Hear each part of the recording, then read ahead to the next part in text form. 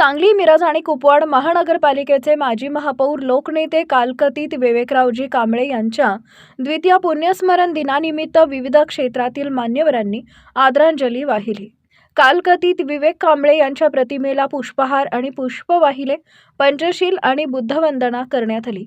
कालकथित विवेकरावजी कांबळे यांच्या पत्नी श्रीमती चंद्रिका विवेक कांबळे, मुलगा राजू विवेक कांबळे, सून राजश्री राजू कांबळे, नात प्रज्ञा, प्रगती, ऐश्वर्या, अंजली, करुणा, नातू आकाश राजू कांबळे, अनिता आकाश कांबळे, माजी नगरसेवक अशोक कांबळे, प्रेमा अशोक कांबळे, अभिजित हरगे, संगीता हरगे, विजय माळी, शारदा माळी, महेश बसरगे, मोहसिन सय्यद, भूपाळ साबळे, नंदकुमार कांबळे, प्रफुल्ल ठोकळे, सुधाकर कोरे, शब्बीर शेख, अली शेख, मुन्नाभाई नायकवडी, सुगंधा कांबळे, मंगेश जावळे, राजू भंडारे, पिंटू मल्लेवाडी, बाळू भंडारे, डीजे अवळे, भास्कर बापू जगताप, डॉक्टर रविकुमार गवई, मलिक मुत्तवली आणि राहुल भंडारे यांनी कालकथित विवेक कांबळे यांना आदरांजली वाहिली।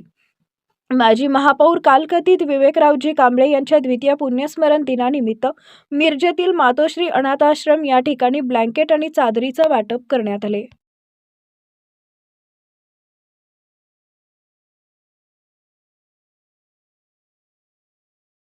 आदरणीय विवेकरावजी कांबळे साहेब, माजी महापौर सांगली मिरज कुपवाड महानगरपालिका यांचा द्वितीय पुण्यस्मरण कार्यक्रम आज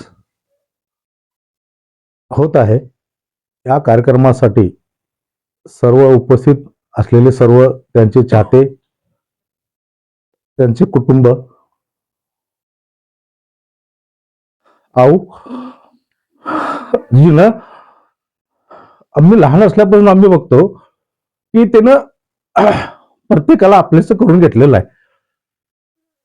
आज साहेबांच्या जाण्याने आज एवढी मोठी पोकळी त्यांच्या घरामध्ये निर्माण झालेली आहे की आज साहेबांनी जे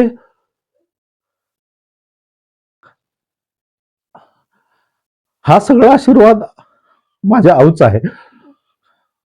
कारण का मी लहान होतो तेव्हापासून मी आऊला ओळखतो। तिने आम्हाला कधीही परक असं कधी समजलेलं नाही।